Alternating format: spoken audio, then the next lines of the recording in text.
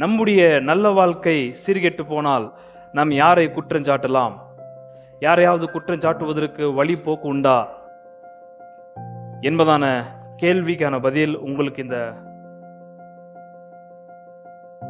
உங்களுடைய குடும்ப வாழ்க்கை நன்றாய் போகாமல் இருந்ததே ஆனால் நீங்கள் யாரை குற்றம் சாட்டுவதற்கு நாவை திறப்பீர்கள்? வேதாமத்தின் தேவன் போல பொறுமையுள்ள கர்த்தர் ஒட்டுமொத்த சர்வ யுகத்தில் நீங்க பார்க்கவே முடியாது. 15 வருஷம் கர்த்தர் மௌனமா இருக்கும்.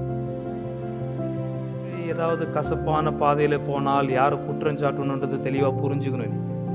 உங்க எஜமான்களையா, உங்க வீட்டுல இருக்கிறவங்களையா, சமுதாயத்தையா, யாரை நாம் குற்றம் சாட்ட வேண்டும்? என்னோட வாழ்க்கையை சீர்கெட்டு போனால்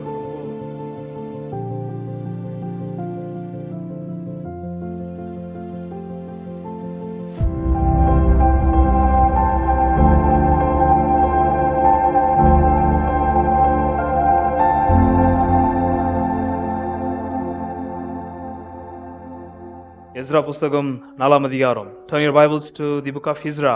4ஆம் அதிகாரம் 24.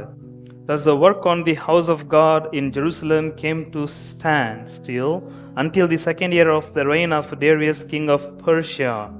அப்பொழுது எருசலேமில் உள்ள தேவனுடைய ஆலயத்தின் வேலை தடைபட்டு பெர்சியாவின் ராஜாவாகிய தரிவு ராஜபாரம் பண்ணின 2ஆம் வருஷம் மட்டும் நிறுத்தப்பட்டிருந்தது. நம்முடைய கிறிஸ்தவ வாழ்க்கை சரியா போகாமல் இருந்தால் யாரை நாம் குற்றம் சாட்டலாம்? Who could we blame upon if our Christian life hindered? நம்முடைய கிறிஸ்தவ வாழ்க்கை தடைபட்டால், நம்முடைய நல்ல வாழ்க்கை சீர்கெட்டு போனால் நாம் யாரை குற்றம் சாட்டலாம்? யாரையாவது குற்றம் சாட்டுவதற்கு வழி போக்கு உண்டா என்பதான கேள்விக்கான பதில் உங்களுக்கு இந்த ஆராதனையின் கடைசியில் உங்களுக்கு புரிய வாய்ப்பு உண்டு. நாம் எப்போதெல்லாம் நம்முடைய வாழ்க்கை சீர்கெட்டு போகிறதோ, கிறிஸ்தவ வாழ்க்கை கர்த்தருக்குள்ளாக வாழ்ற அந்த வளர்ச்சி தடைபட்டு போகும் பொழுது நாம் மற்றவர்களை குற்றம் சாட்டுவதற்கு நம்முடைய நாவை திறப்பது பழக்கமா இருக்கிறது. அப்போஸ்தலனாகிய பவுல் கலாத்தியர் 5ஆம் அதிகாரம் 7 சொல்ற வார்த்தை, நீங்கள் நன்றாய் ஓடினீர்கள் கிறிஸ்துவுக்குள்ளாக, உங்களுடைய அந்த நல்ல ஓட்டத்தை தடை செய்தவன் யார் என்பதான கேள்வியோடு கூட பதில் கிடைக்காமல் நிறுத்தப்படுகிறது. நம்முடைய கிறிஸ்தவ வாழ்க்கை நல்லொழுக்கமாய் போகாமல் இருந்தால் யாரை நாம் குற்றம் சாட்டலாம்? நீங்கள் யாரை குற்றம் சாட்டுவீர்கள்? உங்களுடைய கிறிஸ்தவ வாழ்க்கை சரியா போகாமல் இருந்ததே ஆனால், உங்களுடைய குடும்ப வாழ்க்கை நன்றாய் போகாமல் இருந்ததே ஆனால் நீங்கள் யாரை குற்றம் சாட்டுவதற்கு நாவை திறப்பீர்கள்?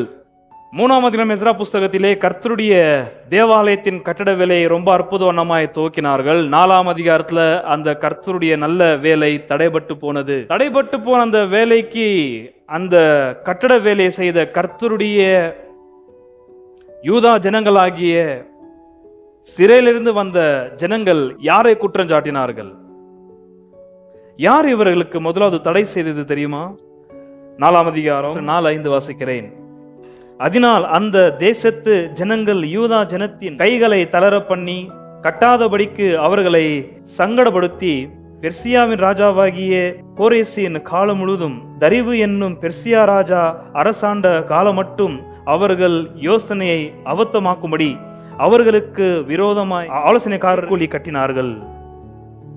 இந்த இடத்துல சொல்ல போற ஆட்கள் யார் என்பதை நான் போன வாரத்தில் சொல்லியிருந்தேன். சமாரியாவில் இருக்கிற வெளி உலகத்திலிருந்து கொண்டு வந்து வாசம் பண்ணப்பட்ட அந்த ஜனங்கள் யூதர்கள் அல்ல அவர்கள். ஆனா யூதருடைய பிரமாணத்தை கொஞ்சமாவது கற்றுக்கொண்டவர்கள் அவர்கள். அவர்கள் வந்து சிறையிலிருந்து வந்த யூதர்கள் கர்த்தருக்கு தேவாலயத்தை கட்டாதபடிக்கு தடை செய்கிறார்கள். இந்த தடை செய்வது நிமித்தமாக கோரேசுடைய நாட்கள் மாத்திரமல்ல, கோரேசுடைய அடுத்து வந்த ராஜாவாகிய தரிவு என்பதன ராஜா அவருடைய 2வது அரசாட்சி நடக்கும் வரைக்கும் 4ஆம் அதிகாரம் 24 வாசிக்கும் பொழுது தரிவு ராஜா ராஜபாரம் பண்ணின 2ஆம் வருஷம் மட்டும் நிறுத்தப்பட்டிருந்தது. அதாவது குறைஞ்சது 16 வருஷம் கர்த்தருடைய தேவாலயத்தின் கட்டடம் நிறுத்தப்பட்டது. என்னுடைய கேள்வி என்னவென்றால், இந்த 16 வருஷம் இந்த சிறையிலிருந்து வந்த யூதர்கள், எருசலேம்ல வசிக்கிற இந்த யூதர்கள், பெஞ்சமின் உடைய இடத்தில் வசிக்கிற இந்த யூதர்கள் 16 வருஷம் கர்த்தருடைய வேலையை நிறுத்திவிட்டு, கர்த்தருடைய தேவாலயத்தை கட்டுகிற கட்டடத்தின் வேலையை நிறுத்திவிட்டு என்ன செய்து கொண்டிருந்தார்கள்? அல்லது கர்த்தருடைய அந்த கட்டடத்தின் தேவாலயத்தின் கட்டடைய வேலையை நிறுத்திவிட்டு இந்த கட்டடத்தை கட்டாதபடிக்கு அவர்களுக்குள்ளாக என்ன எண்ணம் கொண்டார்கள், அல்லது யாரை குற்றஞ்சாட்டி கொண்டு இந்த ஒரு வேலையை செய்யாமல் நிறுத்தினார்கள் என்பதான கேள்விகள் எனக்குள்ளாக எழும்பினது. அதற்கு பதில்கள் அங்கு இல்லவே இல்லை. எஸ்ரா புஸ்தகத்தில் எந்த காரணத்திற்காக தேவாலயம் நிறுத்தப்பட்டது? 16 வருஷம் தேவாலய வேலையை கட்டாதபடிக்கு இந்த யூதர்கள் என்ன செய்து கொண்டிருந்தார்கள்? அதில் 5ஆம் வசனம் 1ல ஒருவர் குறித்து அறிமுகமாக்கப்படுகிறது. Chapter 5 verse 1 introduces one particular person. அப்பொழுது ஆகாய் தீர்க்கதரிசியும் இத்தோவின் குமாரனாகிய சகாரியா என்னும் தீர்க்கதரிசியும் யூதாவிலும் எருசலேமில் உள்ள யூதருக்கு இஸ்ரவேல் தேவனின் நாமத்திலே தீர்க்கதரிசனம் சொன்னார்கள். ஆகாய் சகாரியா என்பதான 2 தீர்க்கதரிசிகள் 5ஆம் அதிகாரத்தில் அறிமுகமாகிறார்கள். சகாரியா பத்தி நான் இன்றைக்கு சொல்ல நேரமில்லை. ஆனால் சகாரியாவுக்கு முந்தி சொல்லப்பட்ட ஆகாய் என்று சொல்லப்படுகிற இந்த தீர்க்கதரிசியை பற்றி நான் உங்களுக்கு சொல்ல விரும்புகிறேன். ராஜாக்கள் புஸ்தகத்திலே எப்போதெல்லாம் தீர்க்கதரிசிகள் தேவனால் அருளப்படுகிறார்களோ அப்போதெல்லாம் ஆசாரியர்களும் ராஜாக்களும் தங்களுடைய வழிகளை கெடுத்திருப்பார்கள். When the priests and princes corrupted their way in the Lord, then the prophets were sent. தீர்க்கதரிசிகள் எப்போதெல்லாம் பழைய ஏற்பாட்டில் அனுப்பப்படுகிறார்களோ அப்போதெல்லாம் ஆசாரியர்களும் ராஜாக்களும் தங்களுடைய வாழ்க்கையை கெடுத்திருப்பார்கள். அவர்கள் கெடுத்த பட்சத்தில் தான் தீர்க்கதரிசிகள் போவார்கள்.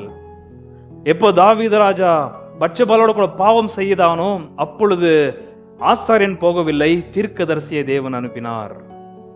எப்போ ஆசாரியர்கள் கெட்டு போவார்களோ அப்பொழுது ராஜாக்களும் கெட்டு போவார்கள். எப்பொழுது இந்த ராஜாக்களும் ஆசாரியர்களும் கெட்டு போகிறார்களோ அப்பொழுது கர்த்தர் தீர்க்கதரிசிகளை தான் அனுப்புவார். 5ஆம் அதிகாரத்தில் தீர்க்கதரிசிகளை அனுப்பத்தக்கதாக 3ஆம் அதிகாரத்தில் நல்ல ஊழியத்தை தொடங்கி செருபாபேல் என்பதான ராஜாவுடைய வம்சத்திலிருந்து வந்த அந்த ஒரு அதிபதியும் யோசுவா என்று சொல்லப்படுகிற பிரதான ஆசாரியனும் என்ன தப்பு செய்தார்கள்? அவங்கள்ட்ட கர்த்தர் பேசவில்லையா? தீர்க்கதரிசிகளை அனுப்பத்தக்கதான அவசியம் என்ன? 1 ராஜாக்கள் 2 ராஜாக்கள் 1 சாமுவேல் 2 சாமுவேல் வாசிக்கும் போதெல்லாம் தீர்க்கதரிசிகளை அனுப்புவதற்கான காரணமே ராஜாக்கள் கெட்டு போனதுக்கு காரணம்தான். ராஜாக்கள் பாவம் செய்தால் சில நேரத்தில் ஆசாரியர்கள் எதிர்ப்பு தெரிவிக்க அவர்களுக்கு தெம்பு இல்லை, தைரியமும் இல்லை. ஆனால் எப்போதெல்லாம் தீர்க்கதரிசியை கர்த்தர் அனுப்புறாரோ அவரெல்லாம் ஸ்ட்ரைட் ஃபார்வர்டாக முகமுகமாய் முகதாட்சியம் இல்லாமல் கடிந்து கொண்டார்கள். நல்ல ஊழியத்தை தொடங்கின இந்த யோசுவா செருபாபேல் என்பதான கர்த்தருடைய பயங்கரமான ஊழியக்காரர்கள், இவர்களுக்கு தீர்க்கதரிசிகளை அனுப்பத்தக்கதாக இந்த ஆட்கள் செய்த பாவம் என்ன? அதற்கு கேள்வி நம்ம 5ஆம் வசனம் 1ல சொல்லப்படுற ஆகாய் என்பதான தீர்க்கதரிசிகள் தான் கேட்க வேண்டும். எதற்காக ஆகாய் நீ போனாய்? நீ எங்க இருந்தாய்? 16 வருஷம் கர்த்தருடைய தேவாலயத்தை கட்டாதபடிக்கு அஸ்திபாரம் போடப்பட்டு அந்த 16 வருஷம் ஆகாய் சொல்லுவார், அது கீழே வாசிக்கிறேன், வெயில் பட்டு பட்டு பட்டு அஸ்திபாரம் போடப்பட்ட அந்த நிலைமை ரொம்ப மோசமான ஒரு கட்டத்தில் இருக்கிறது. அது வரைக்கும் இவங்க என்ன பண்ணிட்டு இருக்காங்க? இஸ்ரவேலர்கள் ஆசாரியர்கள் என்ன பண்ணிட்டு இருக்கிறாங்க? செருபாபேல் என்று சொல்லப்படுற ராஜவம்சத்திலிருந்து வந்த அந்த அதிகாரி என்ன செய்து கொண்டிருக்கிறான்? இந்த கேள்விக்கெல்லாம் பதில் நாம் கேட்க வேண்டியது ஆகாய். என்னுடைய கேள்வி நாம் அவர்கிட்ட தான் கேட்கணும். What happened? Prophet Haggai. நம்ம எல்லோரும் ஆகாய் புஸ்தகத்திற்கு திரும்பி 1ஆம் அதிகாரம் இங்கிருந்து கொஞ்சம் கவனிக்க வேண்டும். இந்த ஆகாய் புஸ்தகத்தையும் சகாரியா புஸ்தகத்தையும் எஸ்ராவுடைய காலகட்டத்தில் இந்த 2 தீர்க்கதரிசிகள் வந்தபடியால் அந்த எஸ்ராவுடைய காலகட்டத்தில் நடந்த ஒட்டுமொத்த சம்பவம் உங்களுக்கு பின்னணி சொல்லப்பட்டிருக்கிறபடியால் இந்த 2 தீர்க்கதரிசி புஸ்தகத்தை நான் இங்கே சொல்லி முடிச்சிடுவேன். புரிஞ்சுதுங்களா? ஹேகாய் இன் எஸ்ரா. எஸ்ரா புஸ்தகத்தில் வெளிப்பட்ட ஹேகாய் என்பதான தீர்க்கதரிசி. ஸோ இதோட பின்னணி உங்களுக்கு நன்றாய் தெரியும். இங்கிருந்து கவனிக்க வேண்டும். இந்த ஆகாய் என்பதான கர்த்தருடைய ஊழியக்கார் 16 வருஷமாய் இவர்கள் பண்ண தப்பிதத்தை எடுத்து காண்பிக்கிறார். இது கிறிஸ்தவர்களாகிய நமக்கு ரொம்ப பொருந்துற ஒரு சம்பவமா இருக்கிறது. 1ஆம் அதிகாரம் 1, ராஜாவாகிய தரியு அரசாண்ட 2ஆம் வருஷம் 6ஆம் மாதம் 1ஆம் தேதியிலே கர்த்தருடைய வார்த்தை ஆகாய் என்னும் தீர்க்கதரிசியின் மூலமாய் சியல்தியேல் என்னும் குமாரனாகிய செருபாபேல் என்னும் யூதாவின் தலைவனுக்கும் யோத்சதாத்தின் குமாரனாகிய யோசுவா என்னும் பிரதான ஆசாரியனுக்கும் உண்டாகி அவர் சொன்னது என்னவென்றால், இங்க நிறுத்திக்கணும். எஸ்ரா புஸ்தகம் 4ஆம் அதிகாரம் வசனம் 24 ஏற்கனவே வாசிச்சது. அப்பொழுது எருசலேமில் உள்ள தேவனுடைய ஆலயத்தின் வேலை தடைபட்டு பெர்சியாவின் ராஜாவாகிய தரியு ராஜபாரம் பண்ணின 2ஆம் வருஷம் மட்டும் நிறுத்தப்பட்டது. ஒன்னொன்னு என்ன வந்தது? ராஜாவாகிய தரியு அரசாண்ட 2ஆம் வருஷம் 6ஆம் மாதம் முதல் தேதியிலே, அந்த 6ஆம் மாசத்துல நடந்துச்சு நான் சொல்லுவேன். புரியுதா உங்களுக்கு? அப்போ இந்த ஆகாய் தீர்க்கதரிசன புத்தகம் எப்ப எழுதப்பட்டது? எஸ்ராவுடைய காலகட்டத்திலே. கர்த்தருடைய வார்த்தை ஆகாய்க்கு உண்டானது. இந்த ஆகாய் யாருக்கு இந்த ஜீவனுள்ள வார்த்தையை சொல்லுகிறார்? இந்த இடத்துல ஜெருபாபேல், யோசுவா. ஜெருபாபேல் அரசனுடைய வம்சத்திலிருந்து வந்தவர். யோசுவா என்பதான நபர் பிரதான தீர்க்கதரிசி, பிரதான ஆசாரியன் அவர். இந்த 2 பேருக்கு கர்த்தருடைய வார்த்தை வந்தது. நன்றாக கவனிக்க வேண்டும். எப்போதெல்லாம் தீர்க்கதரிசன புஸ்தகத்தை தொட்டு உபதேசம் பண்ண வேண்டுமோ அந்த இடத்துல வேத வாக்கியம் கடிந்து கொண்டது முதலாவது ஊழியக்காரர்களை, ஜனங்களை அல்ல. இடத்துல கடிந்து கொண்டது ஊழியக்காரனாகிய ராஜவம்சத்தில் வந்த செருபாபேலையும், பிறகு பிரதான ஆசாரியனாகிய யோசுவா என்பதான 2 நபர்களுக்கு முதலாவது கர்த்தருடைய வார்த்தை வந்தது. இந்த ஆசாரியர்களும் ராஜாக்களும் கெட்டால் ஜனங்கள் கெட்டு போவார்கள். இந்த 2 பேர் கரெக்டா இருந்தாக்கா ஜனங்கள் சரியா இருப்பார்கள். ஊழியக்காரர் சரியா இருந்தாக்கா ஜனங்கள் சரியா இருப்பார்கள். ஆகையால் தான் தீர்க்கதரிசன புஸ்தகத்தை எடுத்த உடனே ஊழியக்காரங்க வந்து ஜனங்களுக்கு போதிச்சுட்டு இருப்பாங்க. இல்ல, தீர்க்கதரிசன புஸ்தகம் கடிந்து கொள்றது முதலாவது ஊழியக்காரர்களை. இந்த புஸ்தகத்தை வச்சு தேவாலயத்தை கட்டுறதுக்கு எப்படிலாம் பணத்தை ரொட்டேட் பண்ணுமா அப்படி பேசிட்டு இருப்பாங்க. இந்த வசனத்துல வச்சு நீங்க நன்றாக கவனிக்க வேண்டும். தேவாலயம் நிறுத்தப்பட்டது, கவனிக்கலையா நீங்க? கர்த்தருடைய இந்த ஆலயம் நிறுத்தப்பட்டது, இந்த கட்டடம் நிறுத்தப்பட்டது, சர்ச்சு கட்ட முடியலன்னு சொல்லிட்டு இந்த வசனத்துல வச்சு பேசிக்கின்னு ஜனங்களை வந்து மயக்கிட்டு இருப்பாங்க. எவ்வளவு பெரிய கடிந்து கொள்ளுதல்! கர்த்தர் அடிக்கிறத முதலாவது ஊழியக்காரங்களை தான். அது வசனம் தெரிஞ்ச விசுவாசிங்க யாரா இருந்தா தெளிவா சொல்லுவாங்க, அந்த பிரசங்கம் உங்களுக்கு வச்சுக்கணும். ஆக்சுவலி எங்களுக்கெல்லாம் முதலாவது பிரசங்கிக்க வேண்டியது. ஆகையால் இந்த பிரசங்கம் முதலாவது அடியனுக்கும், 2வது உங்களுக்கும். புரிஞ்சுதா? இந்த ஆகாய் தீர்க்கதரிசன புஸ்தகத்தை வர 2 அதிகாரம் தான். இந்த 2 அதிகாரத்துல ஒரே ஒரு ஃப்ரேஸ் 4 முறை அல்லது 5 முறை வருகிறது. நான் அதை முதலாவது வாசிக்கிறேன். அதுதான் கர்த்தர் இந்த இடத்துல ரொம்ப கவனிப்பாய் கவனிச்சு பேசுற ஒரு காரியமா இருக்கிறது. வசனம் 5 என்ன அந்த ஒரு ஃப்ரேஸ், என்ன ஒரு அந்த வசனங்கள் 5. இப்போதும் சேனைகளின் கர்த்தர் சொல்லுகிறார், உங்கள் வழிகளை சிந்தித்து பாருங்கள். அதை கிளீனா மார்க் பண்ணிக்கணும் பென்சில் இருந்தால். இந்த ஆகாய் தீர்க்க தரிசனத்துல கர்த்தர் சொல்ற வார்த்தை ஜனங்களுக்கும், முக்கியமாக இந்த ஊழியக்காரர்களாகிய அதிபதிக்கும், யோசுவா என்பதான பிரதான ஆசாரியனுக்கும், உங்கள் வழிகளை சிந்தித்து பாருங்கள். வசனம் 5 வாசித்தேன். பிறகு வசனம் 7, உங்கள் வழிகளை சிந்தித்து பாருங்கள் என்று சேனைகளின் கர்த்தர் சொல்லுகிறார். 2ஆம் அதிகார வசனம் 15, இப்போதும் கர்த்தருடைய ஆலயத்தை கட்டும்படி ஒரு கல்லின் மேல் ஒரு கல் வைக்கப்பட்டது. முதல் நடந்ததை உங்கள் மனதிலே சிந்தித்து பாருங்கள். 2ஆம் வசனம் 18, இப்போதும் இதற்கு முந்தின காலத்தில் நடந்ததை உங்கள் மனதிலே சிந்தித்து பாருங்கள். 9ஆம் மாதம் 24ஆம் தேதியாகிய இந்நாள் முதல் கர்த்தருடைய ஆலயத்தின் அஸ்திபாரம் போடப்பட்ட இந்நாள் வரைக்கும் சென்ற காலத்தில் நடந்ததை உங்கள் மனதிலே சிந்தித்து பாருங்கள். இந்த சிந்தித்து பாருங்கள் என்பதான வார்த்தை ரொம்ப முக்கியமான ஒரு வார்த்தையா இருக்கிறது. சிந்தித்து பாருங்கள் உங்களுடைய வழிகள். டெரெக் என்பதன வார்த்தைக்கு அர்த்தம் நாம் போற பாதை. சிந்தித்து பாருங்கள், சிந்தியுங்கள் என்பதன வார்த்தைகளே உங்களுடைய இருதயத்திலே சிந்தித்து பாருங்கள், நீங்க எந்த வழியில போய் கொண்டிருக்கிறீர்கள் என்று கர்த்தர் தரியு என்பதான ராஜாவுடைய 2வது வருஷம் 6ஆவது மாதம் முதல் தேதியிலே இந்த தீர்க்கதரிசி மூலியமாய் பேசுகிறார். குறைஞ்சது 15 வருஷம் தேவாலயத்தின் அஸ்திபாரம் போடப்பட்டு நிறுத்தப்பட்ட பிறகு கர்த்தர் பேசவே இல்லை. 15 வருஷம் ஆனதுக்கு அப்புறம் கர்த்தர் இந்த ஆகாய் தீர்க்கதரிசி மூலியமாய், நீங்கள் உங்கள் வழிகளை சிந்தித்து பாருங்க, உங்களோட போக்கு எப்படி என்பதை நீங்கள் பாருங்கள். ஒரு சீரியஸான விஷயத்தை மாத்திரம் உங்களுக்கு அறிமுகப்படுத்தி நிறுத்திடுவேன். திருப்ப இந்த சத்தியம் நாம் தொடங்குவது கர்த்தருடைய கிருபையில நாம் எல்லோரும் ஜீவனோட கூட இருந்தால் அடுத்த வருஷம் முதல் வாரத்துல தான். ஆகையால் கொஞ்சம் கவனி. கர்த்தர் இந்த ஜனங்களை பார்த்து சொன்ன வார்த்தை, 15 வருஷமா உங்களுடைய போக்கு எப்படி போச்சுன்றது கொஞ்சம் கவனிச்சுப்பார். உன் வழி எங்க இருக்குதுன்னு தெரியுமா? எதை நோக்கி நீ போய் கொண்டிருக்கிறேன்றது தெரியுமா உனக்கு? உன் இருதயத்துல கொஞ்சம் இந்த ஒரு விஷயத்தை கொண்டு வா. எங்க போய் கொண்டிருக்கிறாய்? உன்னுடைய பாதை எந்த திசையில் இருக்கிறது? 15 வருஷத்திற்கு முந்தி நீ தேவாலயத்தை கட்டும் போது, அஸ்திபாரம் போடும்போது உன்னுடைய இருதயம் எங்க இருந்தது? எங்க நீ அஸ்திபாரம் போட்டாய்? இப்பொழுது உன்னுடைய இருதயம் எங்க இருக்கிறது? கொஞ்சம் சிந்தித்து பார் என்று கர்த்தர் 15 வருஷத்துக்கு அப்புறம் பேசுறார். நம்முடைய வேதாகமத்தின் தேவன் போல பொறுமையுள்ள கர்த்தர் ஒட்டுமொத்த சர்வ யுகத்தில் நீங்க பார்க்கவே முடியாது. 15 வருஷம் கர்த்தர் மௌனமா இருந்தார். 15 வருஷத்துக்கு அப்புறம் பேசுகிறார்.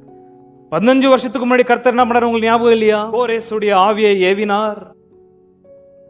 அவனுடைய ஆவி ஏவப்பட்டது நிமித்தமாக அவன் ஒரு பெரிய பிரகடனம் செய்து ஒட்டுமொத்த யூதர்களையும் அங்கிருந்து அனுப்பத்தக்கதாக ஒரு பெரிய பிரகடன டிகிரியை புறப்பட செய்தான்.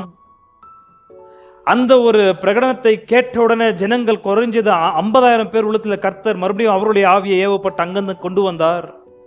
வழியை கொஞ்சம் சிந்தித்து பாருங்கள். நான் உங்களை எங்கிருந்து எங்க கொண்டு வந்தேன், இப்போ நீங்கள் எங்கிருந்து எங்க போய் கொண்டிருக்கிறீர்கள் என்று கர்த்தர் அவர்களுக்கு நினைவுபடுத்துகிறார். திசை மாறி போய் கொண்டிருக்கிறீர்கள். எதற்காக நான் உங்களை அங்கிருந்து கொண்டு வந்தேன்? நான் உங்களுடைய இருதயத்தை உங்களுடைய ஆவியை ஏவினது எதற்காக? எதற்காக நீங்கள் பாபிலோன் விட்டு வாஞ்சியோட பசிதாகத்தோட ஓடி வந்தீர்கள் இந்த இடத்திற்கு? இவ்வளவு சத்தியத்தை பேசிட்ட பிறகு கர்த்தர் மறுபடியும் அவங்களை ஆவியை ஏவினார் தெரியுமா? 1 1:14.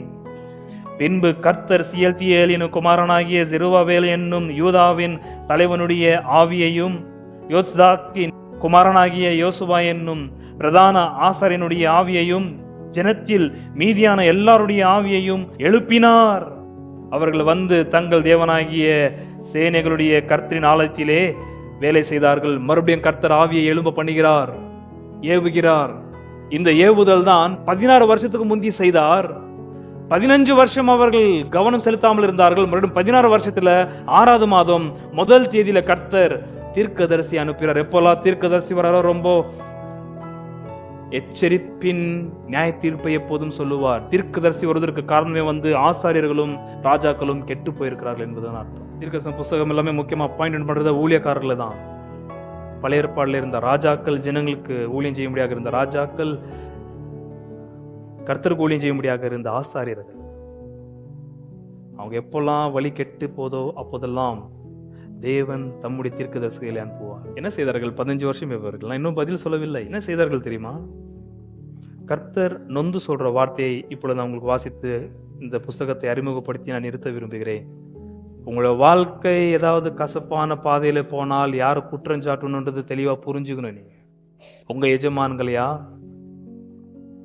உங்க வீட்டில் இருக்கிறவங்களையா, சமுதாயத்தையா, யாரை நாம் குற்றஞ்சாட்ட வேண்டும்? என்னோட வாழ்க்கையை சீர்கெட்டு போனால், ரொம்ப பாவத்தில் விழுந்த வீழ்ச்சி நிமித்தமாக நம்முடைய வாழ்க்கை கசப்பானாக்கா மத்தவங்களை வெறுல காட்டுவது ஒரு பெய்த்தனத்துக்கு அடுத்த மனம் நமக்கு உண்டு. யாரை குற்றம் சாட்டணும்? 16 வருஷமாக இந்த ஜனங்கள் பண்ண ஒரு தப்பை கர்த்தர் ஒரு விஷயத்த சொல்றாரு. கீழே ரொம்ப சொல்லுவாரு, அதெல்லாம் இப்ப சொல்ல நேரம் இல்லை. ஒன்னு மாத்திரம் நான் உங்களுக்கு அறிமுகப்படுத்த விரும்புகிறேன், ஒரே ஒரு விஷயத்தை. ஆகாய தீர்க்கதரிசனம் 1ஆம் அதிகாரம் வசனம் 2. இந்த ஜனங்கள், கர்த்தர் சொல்ற வார்த்தை, ஆவிகளை ஏவி சிறையிலிருந்து கொண்டு வந்து எருசலேமில் தங்க பண்ணி கர்த்தருடைய தேவாலயத்தை கட்டும்படியாக கர்த்தர் கொண்டு வந்த தம்முடைய ஜனத்தை அவர் கூப்புற வார்த்தையை கவனிங்கள். இந்த ஜனங்கள் இருதயம் நொந்து கர்த்தர் சொல்ற வார்த்தை அது. These people, இந்த ஜனங்கள் கர்த்தருடைய ஆலயத்தை கட்டுகிறதற்கு ஏற்ற காலம் இன்னும் வரவில்லை என்கிறார்கள் என்று சேனைகளின் கர்த்தர் சொல்லுகிறார். புரிஞ்சுதா கான்டெக்ஸ்ட்? 16 வருஷம் என்ன சொல்லிருக்கிறாங்க இவங்க? கடந்த 16 வருஷமாக தேவாலயத்திற்கு அஸ்திபாரம் போட்ட பேருக்கு எப்போ விரோதிகள் வந்து இவர்களை தாக்கினார்களோ அப்போது அவர்கள் சொன்ன வார்த்தை, இந்த ஜனங்கள், கர்த்தர் சொல்ற வார்த்தை, இந்த ஜனங்கள் கர்த்தருடைய ஆலயத்தை கட்டுகிறதற்கு ஏற்ற காலம் இன்னும் வரவில்லை என்கிறார்கள் என்று சேனைகளின் கர்த்தர் சொல்லுகிறார். தேவனை பற்றி நீங்க வீட்டிலே ஆகட்டும் சபையிலே ஆகட்டும் என்ன பேசுறீங்களோ அதை கர்த்தர் ரொம்ப காது கொடுத்து கேட்பார். 16 வருஷம் 15 வருஷம் கர்த்தர் ஒரு கிரியம் செய்யாமல் மௌனமா இருந்தார். ஏனென்றால் அந்த 15-16 வருஷமாக இந்த ஜனங்கள் சொன்ன வார்த்தை, கர்த்தருடைய ஆலயத்தை கட்டுவதற்கு நம்மளுக்கு நேரம் கூடி வரவில்லை. கூடி வர மாத்த உங்களை அங்கிருந்து கூட்டின்னு வந்தாராங்க. எரேமியா சொன்ன தீர்க்கதரிசன வசனப்படி 70 ஆண்டு ஆனதுக்கு அப்புறம் அவர் தம்முடைய வார்த்தை நிறைவேற்றும்படியாக ஈடுபடவில்லை.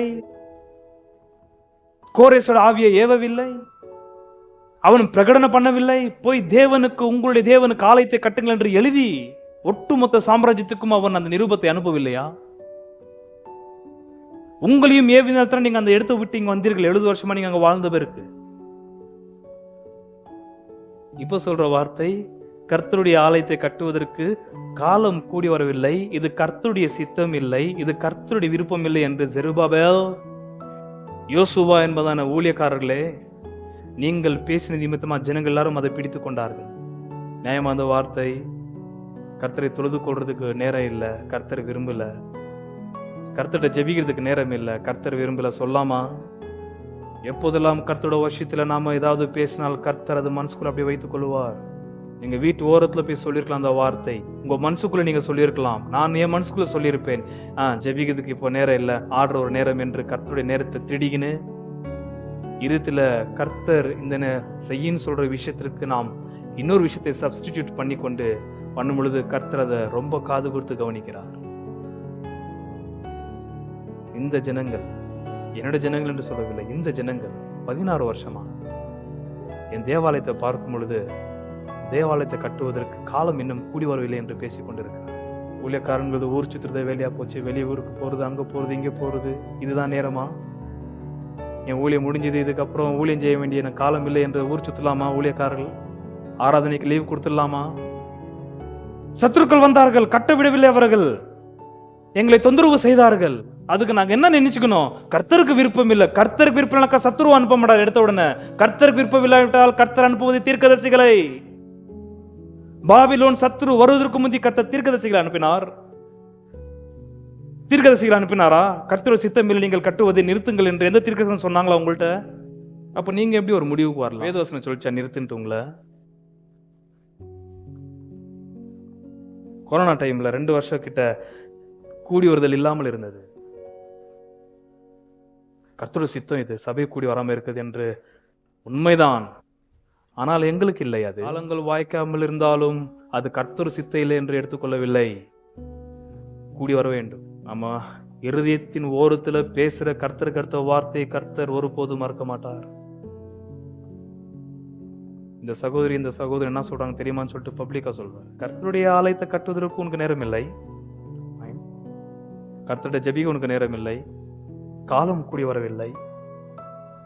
கர்த்தருடைய வார்த்தை தியானிப்பதற்கு ஊழியக்காரனுக்கு காலம் கூடி வரவில்லை.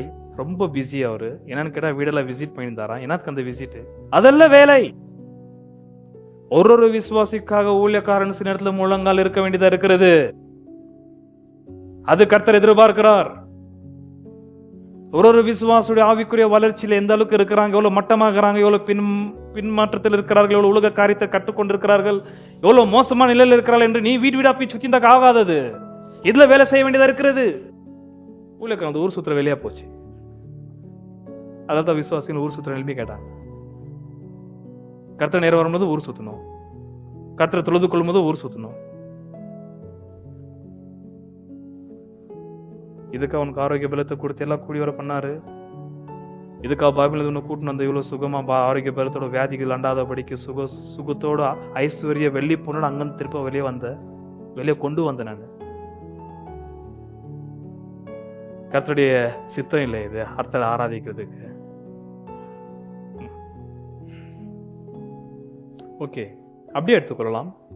இன்றைக்கு நாம் சொல்றது போல வசனம் வாசிக்க டைம் இல்லை எனக்கு, வேலை செய்ய டைம் இல்லை எனக்கு, கர்த்தர் வேலை செய்ய டைம் இல்லை எனக்கு.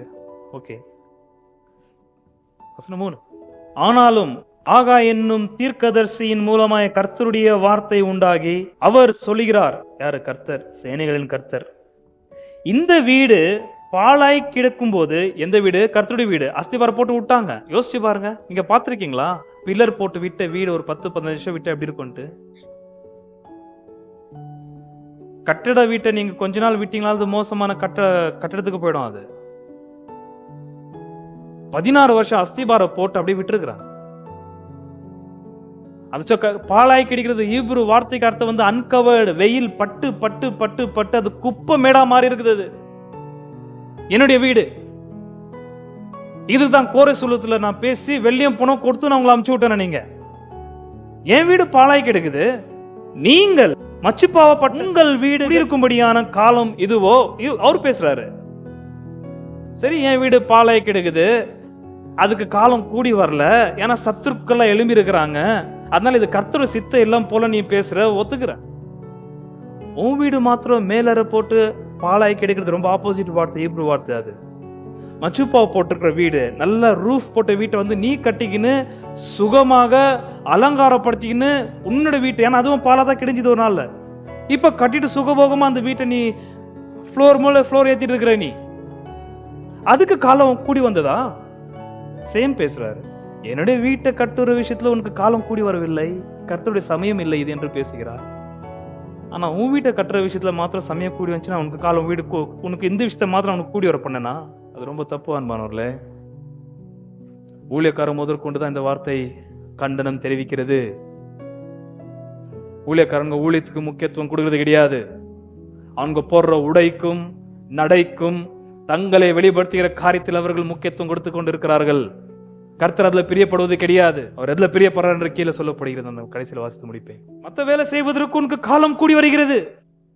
நல்ல ஆரோக்கியமா ஆடுற, ஆரோக்கியமா வண்டி ஓட்டுற, ஆரோக்கியமா சாப்பிடுற, எல்லாத்துக்கும் உனக்கு கர்த்தர் காலத்தை கூடி வர பண்ணினார். என் விஷன் வரும்போது மாத்திரம் உனக்கு காலம் கூடி வரவில்லை. பிசாசை தடை செஞ்சுட்டான், வியாதி வந்துச்சு, உனக்கு டயர்டாகிற நீ, சுஸ்தாகிற நீ. எப்போ? என் விஷயத்துக்கு வரும்போது மாத்திரம்தான். நீங்கள் நானும் கர்த்தருடைய விஷயத்துல பேச காரியத்தை அவர் ரொம்ப கீனா அப்சர்வ் பண்ணுகிறார், ரொம்ப கீனா அப்சர்வ் பண்ணுகிறார். அதனால கர்த்தர் என்ன பண்ணார் தெரியுமா? 16 வருஷம் கர்த்தர் ரொம்ப மௌனமா இருந்தார். அது எந்த நாள் தெரியுமா? 2வது வருஷம் 6வது மாதம் 1 தேதி. அந்த 6வது மாசத்துல தான் அத்திப்பழங்களையும் திராட்சை பழங்களையும் ரசமாக்கி கொண்டாடுற மாதம் அது. ஹகா என்ற வார்த்தைக்கு அர்த்தம் என்ன தெரியுமா? ஹக் என்பதான எபிரேய வார்த்தைக்கு ஃபெஸ்டிவல், பண்டிகை.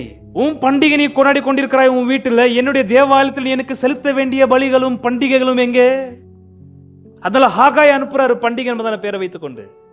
6வது மாதம் 1 தேதியில பண்டிகை அவர்களுக்கு தொடங்குகிறது. திராட்சை ரசத்தை நல்ல மிதிச்சியாத்த குடிக்கிற காலம் அது. அதனால காண ஒரு கல்யாணத்துல திராட்சை ரசம் அவ்வளவு மேன்மையான ஒரு பொருளா இருந்தது. 6வது மாதம் 1 தேதியிலே கர்த்தர் அவங்க அந்த பண்டிகைக்குள்ள போவதற்கு முந்தி ஆகாய் பண்டிகை என்பதன பேருடைய ஒரு ஊழியக்காரன் அனுப்புகிறார். 5-6 வாசிக்கிறேன். இப்போதும் சேனைகளின் கர்த்தர் சொல்லுகிறார், உங்கள் வழிகளை சிந்தித்து பாருங்கள், மைண்ட கரெக்டா வைன்றாரு. காலம் கெட்டு போச்சுன்னு யார் உனக்கு சொன்னிந்து? கர்த்தருடைய சித்த இல்லைன்றது யார் சொல்லிந்து உனக்கு? ஏன் இந்த ஒரு முடிவுக்கு நீ வந்தாய்? நான் சொன்னா எதை நீ குற்றம் சாட்டி கொண்டிருக்கிறாய்? கர்த்தர் காலத்தை கூடி வர பண்ணவில்லை, ஆகையால் வந்து கர்த்தர் காலத்தை எங்களால் கட்ட முடியாது என்று உனக்கு யார் சொல்லிந்து? உன் இருதயத்தை சரிப்படுத்துன்ற, உன் வழியை செவ்வைப்படுத்து. தேவாலய கட்டுவதற்கு உனக்கு காலம் கூடி வரவில்லை, உன் வீட்டை கட்டுவதற்கு உனக்கு காலம் நல்லா கூடி வந்துச்சா? ஊழியக்காரன் விசுவாசிங்க மேல ஒரு அக்கறை கிடையாது. விசுவாசிங்க கட்டப்படணும், விசுவாசிங்க கிறிஸ்துவின் சாயல வளரணும், விசுவாசிகள் கிறிஸ்துவை நேசிக்கணும், விசுவாசிகள் கிறிஸ்துவுடைய சத்தியத்தை அறியணும், அவருடைய அன்பில் அவர்கள் வளர வேண்டும் என்பதான அக்கறை இல்லை ஊழியக்காரங்களுக்கு. அவங்களுடைய அக்கறையை வந்து அவங்க வீட்டை கட்ட வேண்டும், இடங்களை வாங்க வேண்டும், ஆஸ்தி குவித்து வைக்க வேண்டும். கர்த்தர் சொல்ற வார்த்தை அதுக்கு உனக்கு காலங்குது, அதுக்கு உனக்கு கர்த்தருடைய சித்தக்குதுன்னு பேசிட்டு இருக்கிற நீ. ஆனா விசுவாசிகள் கர்த்தர் எதிர்பார்க்கிற ஒரு வேலை அந்த இடத்துல நடந்து கொள்ளாமல் இருக்கிறது வருஷ கணக்கா. உன ஊழியத்தை நேமிச்சு தந்து இல்ல. அது எனக்கு இந்த கட்டடத்தை பார்க்கலும் நீங்கள் தான் எனக்கு ரொம்ப முக்கியம். நீங்கள் இல்லாவிட்டால் இந்த கட்டட தேவையே இல்லை. நீங்க இல்லைனாக்கா நான் இங்க வரவும் மாட்டேன். நான் எதனா வேலை பார்த்துன்னு போயின்னு இருப்பேன். எனக்கு என்ன இங்க வரவே என்ன இருக்குது, இதை வச்சு நான் பண்றேன். எனக்கு தேவையாகிறது நீங்கள் தான். உங்க வாழ்க்கை கெட்டு போனால் என் வாழ்க்கை கெட்டு போனது போல உங்களை சீர்திருத்த வேண்டும் என்றால் அதுக்கு முந்தி நான் சீர்திருத்திக் கொள்ள வேண்டியதா இருக்கிறது.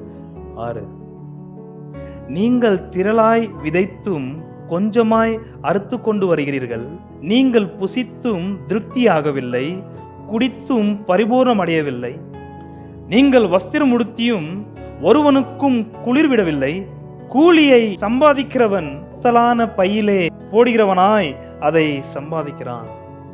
புரிஞ்சுதா? யார் அப்படி பண்ணிந்து? நீங்கள் திரளாய் விதைத்தும் கொஞ்சமாய் அறுத்து கொண்டு வருகிறீர்கள். கர்த்தருடைய வேலையை விட்டாங்க, புடிச்சுக்கினாங்க லேண்டா. திருப்ப அந்த கானான் தேசத்தை எங்கிருந்து விட்டாங்களோ புடிச்சிட்டு திருப்ப விவசாய வேலையில ஈடுபட்டார்கள்.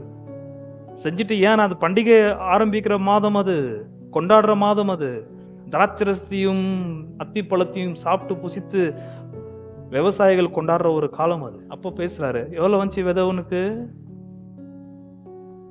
இயேசுநாதர் சொன்ன நல்ல விதையை ஞாபகம் இருக்குதா?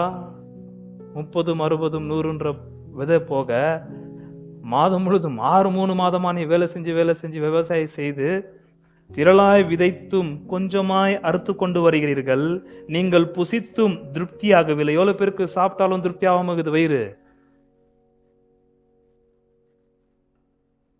அதுக்கெல்லாம் ஓடுறோம். வயிறை திருப்தி பண்ணுவதற்கு என்னென்னலாம் செய்யறோம், ஆக்டிவா இருக்கிறோம்,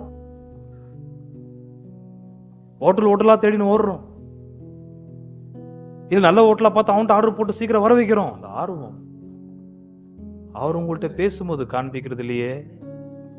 அந்த ஆர்வம் அவர் அறியத்தக்கதாக ஒரு வேதத்தை நீ ஞாபகம் பண்றது இல்லையே. மொபைல் பார்க்குற அந்த ஒரு பரவசம் கூட வேதத்தை பார்க்கறதுக்கு நமக்கு இல்லை. எவ்வளவு பேர் ஒத்துக்கிறீங்க? மொபைலை அவ்வளோ இச்சையா பார்க்கணும்.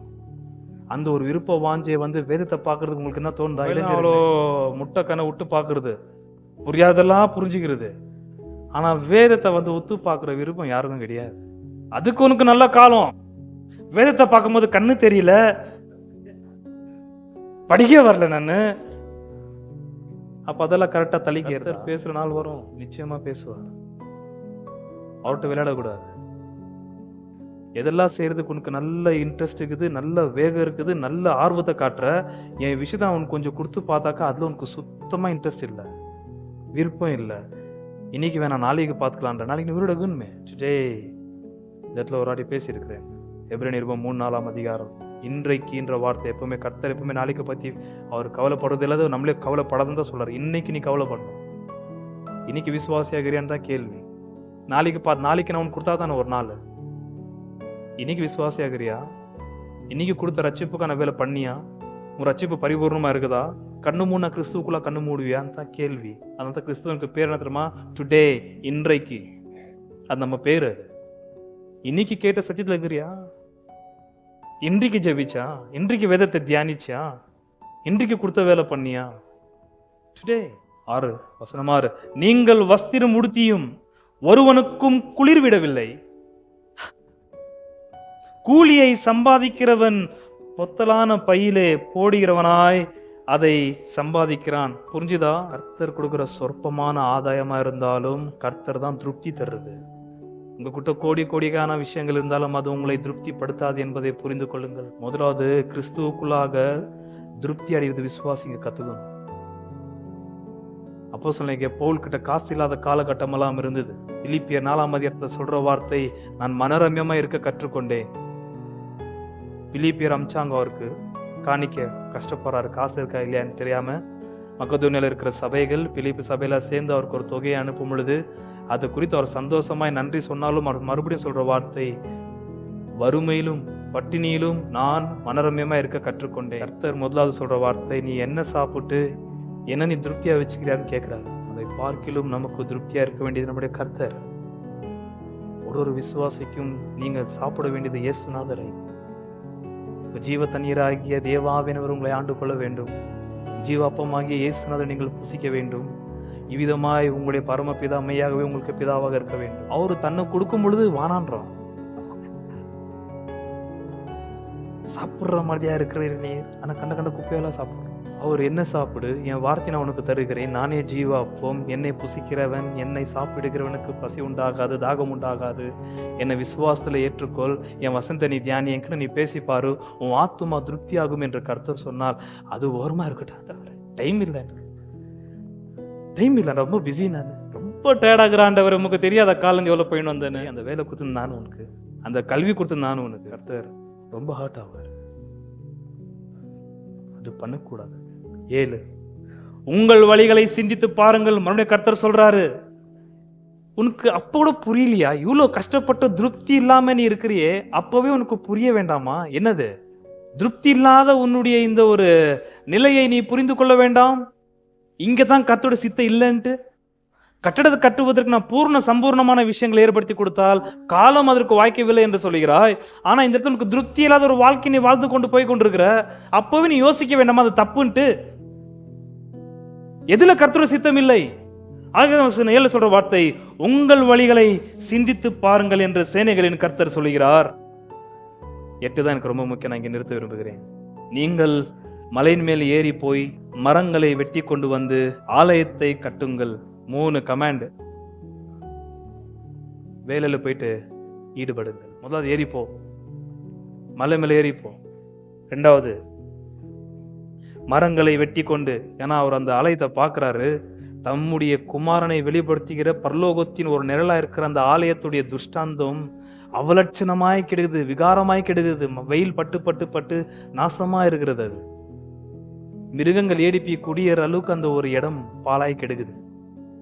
கர்த்தர் சொல்ற வார்த்தை, நீங்கள் மலையின் மேலே ஏறி போய் மரங்களை வெட்டி கொண்டு வந்து ஆலயத்தை கட்டுங்கள். 3 வேலை ஸ்டார்ட் பண்ணுங்கன்ற. யார் சொன்னாங்க இது கட்டுறது என் சித்தை இல்லைன்ட்டு? யார் சொல்லிந்து சமயம் கூடி வரவில்லை என்று நீ அப்படி எடுத்துக்கொண்டாய்? தப்பு. வார்த்தை கவனிங்க. கட்டுங்கள், அதன் பேரில் நான் பிரியமாய் இருப்பேன். கர்த்தரிடத்தில் பிரியமாய் இருக்கிறார். அன்பானவர்களே, கர்த்தரிடத்தில் பிரியமாய் இருக்கிறார். அவர் சொல்லுவதை கேட்கிற விஷயத்தில் சவுல் கூட அந்த வார்த்தை தான் சொன்னாரு, பலியை பார்க்கிலும் கர்த்தரோட சத்தத்திற்கு கீழ்ப்படிவது அதிக முக்கியமா? உனக்கு பலி ரொம்ப முக்கியமா, கர்த்தரோட வார்த்தை ரொம்ப முக்கியமான்னு சவுல்கிட்ட கேட்கும் போது ரொம்ப அற்புதமா பேசுவா. எனக்கு ரொம்ப பிரியமே வந்து நான் உங்களுக்கு என்ன சொன்னனோ அதை கேட்டு அதை செய்வதுதான்றது. நான் சொல்லியிருந்து ஒண்ணு, நீங்க இப்போ ஒன்று சொல்லிக்கின்னு நீங்க உங்க இஷ்டத்துக்கு பண்ணி கொண்டு போய் கொண்டிருக்கிறீர்கள். அது சிறையில் நீங்க இருக்கும்போது 70 வருஷம் பண்ணிதான் இருந்தீங்க, அதை பத்தி கர்த்தர் கண்டுக்கவே இல்லை. ஆனா கர்த்தர் எப்போ தன்னுடைய வேலைக்காக கூடி வர செய்தாரோ, எப்போ கிறிஸ்துவுக்குள்ள நம்மளை அழைத்தாரோ, அணிலிருந்து அவர் சொல்றதை கொஞ்சம் கவனிக்கிறது ரொம்ப முக்கியம். சாக்கு போக்கு சொல்லி நிறுத்திடக்கூடாது, ரொம்ப தப்பு. அதுக்கு முதல் துஷ்டாந்த ஊழியக்காரன். வசந்த தியானிக்க எனக்கு முடியலாம், டிவி பார்க்காத. டிவி மாத்திரம் ஏன் பார்க்குற? விசுவாசம் ஜெபிக்கணும் டைம் இல்லை, அப்போ ஏன் டிவி பார்க்குற? டிவி பார்க்க உனக்கு தெம்புக்குது, ஜெபிடானாக்கா தெம்பு இல்லை, உடம்பு சரியில்லைன்ற. வசனம் வாசினாக்கா தலை எனக்கு ரொம்ப பாரமாக இருக்குதுன்ற. டிவி பார்க்கும்போது உனக்கு பாரம் இல்லை, செய்யலாமா? அதெல்லாம் கர்த்தர் ரொம்ப கிளீன் அப்சர்வ் பண்ணிடுவார். அது அவருக்கு ரொம்ப நோவு உண்டாவது. அப்படி நோக்கடிக்க கூடாது. இந்த ஜனங்கள் என்ன பேசுறாங்க தெரியுமா? ஆகாய் ஒரே ஒருத்தர் கருத்திருக்கிறது, நீங்கள் மலையின் மேலே ஏறி போய் மரங்களை வெட்டி கொண்டு வந்து ஆலயத்தை கட்டுங்கள், அதன் பேரில் நான் பிரியமாயிருப்பேன், அதனால் என் மகிமை விளங்கும் என்று கர்த்தர் சொல்லுகிறார். கர்த்தர் எதை தேடுறாரு? கர்த்தர் என்னதை தேடுறாரு? தம்முடைய மகிமை. என்ன தம்முடைய மகிமை? தன்னை எப்படியாவது வெளிப்படுத்தணும் விரும்புறாரு ஜனங்களுக்கு. உனக்கிட்டே நான் எப்படியாவது எனக்கு வெளிப்படுத்த காட்டணும், நான் யாருனது என் மகிமை உனக்கு வெளிப்படுத்தணும் காத்து கொண்டிருக்கிறேன், நீ இடம் கொடுக்க மாட்டேன்ற. அதுக்கு லாசரு செத்து போனான், எழுப்புறேன் கர்த்தர் சொல்றாரு, நீ மகிமையை காண்பாய், நான் யாருனது உனக்கு புரியும், தேவகுமாரனா யாருனது உனக்கு புரியும் என்று கர்த்தர் சொல்லி வராரு. மார்த்தார் இடம் கொடுக்காமல் இருக்கிற வானாண்டவரை நாற்று பிடிச்சிருக்கும் சரீரம், அது இப்பயும் தொற்கிற கல்லறையை. விசுவாசித்தால் தேவ மகிமையை காண்பாய். பொறுமையா நான் யாருன்றது காட்டுறோம். கர்த்தர் தேவாலயத்தை கட்டுற விஷயத்த தன்னை காட்டுறதுக்கு ரொம்ப ஆவலாகிறார். அவர் யாரு, அவருடைய சுபாவம் என்ன, அவருடைய என்ன எதிர்பார்க்கிறாரு, எல்லாவற்றையும் நம்மளுக்கு வெளிப்படுத்தி பேசி நம்ம மனதில் ஏற்றி அவருடைய மகிமையை வெளிப்படுத்தி நம் நாவுனால துதி எதிர்பார்க்கிற கர்த்தர். அவர் பேச வந்தாலே காது கொடுக்காம வேறு பக்கம் போறோம். இந்த சாரால் நவர்ஜி பாட்டும் சினிமா பாட்டம் பார்த்தாக்கா சினிமாக்காரர் என்ன மியூசிக் போட்டிருக்கோம். இந்த நடராஜன் முதலியார் பாட்டெல்லாம் போட்டு இப்போ கேட்போம். ஏன்னா அதுக்கு இப்போ வர கூத்து பாட்டெல்லாம் நம்மளுக்கு புரிய மாட்டேங்குது. ஆண்களுக்கும் உலகத்தார் பாட்டுக்கு வித்தியாசம் இல்லாத மாதிரி இருக்குது. அதனால உலகத்தார் பாட்டே கேட்டுடலாம். சரி, இந்த சாரல் நவராஜ், இந்த நடராஜ முதலியார், திருப்பூர் 2 பேர் இருக்காங்க, பழைய பாடல். அவங்களுக்கு மியூசிக் இல்லை, ஒன்றும் இல்லை, குரல ஒரு மாதிரியா இருக்கும். ஏன்னா அப்போ அவங்க இருந்த ஒரு செட்டப்பில் பாடியிருக்கிறாங்க. ஆனால் அதோடைய அர்த்தத்தை கவனித்து பார்க்கும்போது தான், அர்த்தம் நாம நல்லா பாடும்போது தான் அந்த அளவுக்கு ஒரு சுவையா இருக்கிறது. அப்போதான் உலக பாடலாம் வேஸ்ட்ன்னு தெரிய வருது. அது ஒரு மாயை, உதுவாதது. அத்தை போய் நம்பி இன்னொரு பாடிந்துக்கிறோமே கேட்டுந்துக்கிறோமேன்னு சொல்லிட்டு ரொம்ப அவமானமா இருக்குது. எப்போ கர்த்தருடைய பாடல் ஆரம்பிக்கிறோமோ அதுல தான் ஆத்மா ஒரு பெரிய உற்சாகம் உண்டாகுது, விசுவாசம் பெருகுது, நம்பிக்கை பெருகுது, ஒரு மாதிரி பருத்துக்குரிய ஒரு மனமகிழ்ச்சி உண்டாகுது. அது ஒரு விஷம் மாதிரி. அது சாடும் போது இனிப்பா இருக்கும், அதுக்கப்புறம் தொண்டர்த்து சாக வேண்டியதா இருக்கும். எது? இந்த உலகத்தின் பாடல்கள். ஆனா கர்த்தருடைய பாடல்களை பாடும் பொழுதுதான் அவ்வளவு இன்பமான ஒரு காரியம். அவர் பாவம் பாடின இதுல பாடியிருக்கிறாங்க, அட்லீஸ்ட் தயாரிச்சு குத்தாங்களேன்னு சொல்லிட்டு ரொம்ப ஆசையா நம்ம எடுத்துக்கணும், நாம நல்லா பாடுறது அது. அது கர்த்தர் மகிமைப்படுற விஷயமே வந்து தன்னை எப்படியாவது உங்களுக்கு காண்பிக்கணும் என்று விரும்புகிறார். நான் யாருன்றது உங்களுக்கு காட்டுறதுக்காக தானே 70 வருஷமாய் அடிமைப்பட்டிருந்த உங்களை வெளியே கொண்டு வந்தேன். என்னை மகிமைப்படுத்துற விஷயத்தை போய் நீங்க அசட்டை பண்ணலாமா? ஹல்லேலூயா. கர்த்தர் தம்மை மகிமைப்படுத்த, தம்மை கனப்படுத்த, தம்மை உங்களுக்கும் எனக்கும் வெளிப்படுத்த விரும்புகிறார். இதை செய்யினாக்கா அது கொஞ்சம் ஆரம்பத்துல கசப்பா தெரியலாம், ருசி இல்லாம இருக்கலாம், ஆனால் செஞ்சு பார்க்கணும். இந்த இடத்துல வலை போடுன்னு கர்த்தர் சொன்னாக்கா போட்டு பார்க்கணும். ஜாஸ்தி பேசக்கூடாது. நான் ராமுழுதும் ட்ரை பண்ணும்போது தெரியுமா, நான் மீனகன், நான் ஃபிஷர்மேன், நான் எனக்கு தெரியாது ஒன்றும் இல்லை. கலிலாவே எனக்கு நல்லா தெரியும், கடல் முழுக்க. இருந்தாலும் நீ சொன்னீங்கன்னு சொல்லிட்டு போடுறான். சொன்னோன்னு போடக்கூடாது. போடுனா போடணும், வசனம் வாசினா வாசிக்கணும், ஜெபினா ஜெபிக்கணும், உக்காந்து கேள்னா கேட்கணும்.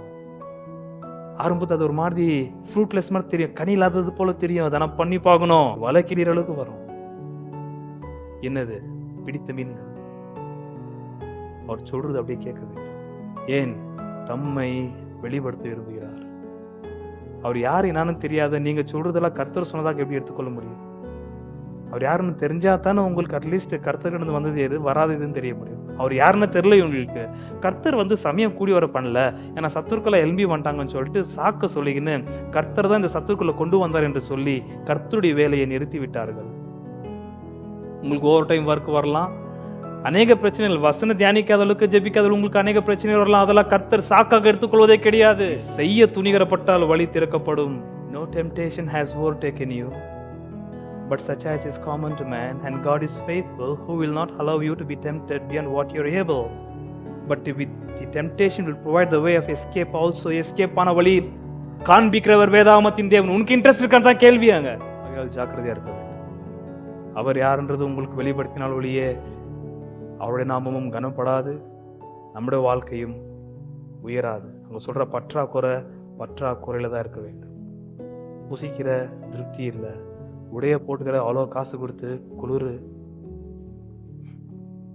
மேற்கொள்ளுது, குடிக்கிற தாகம் தீரல, தூங்குற தூக்கம் வரல, வேலை செய்யற கூலி இல்லை, பொத்தலான பையில போட்டுன்னு இருக்கிற. ஏன் தவிர? ஏன்னா இதெல்லாத்தையும் தர்றது நம்முடைய கர்த்தர் தான். அவர் சொல்றது கேட்க வேண்டும். சொன்னால்னா நீ 1 போட்டினா 30 ஒரு அளவுக்கு பண்ணுவார் கர்த்தர். அவர் விஷயம் வந்து அவர் சொல்றது கேட்கணும். அதுதான் ரொம்ப முக்கியம். பலிபீடத்தில் என்னை பரணி படுக்கிறேனே இந்த வேளை, அடியேனை திரு சித்தம் போல ஆண்டு நடத்திடுமே. பலிபீடத்தில் என்னை பரணி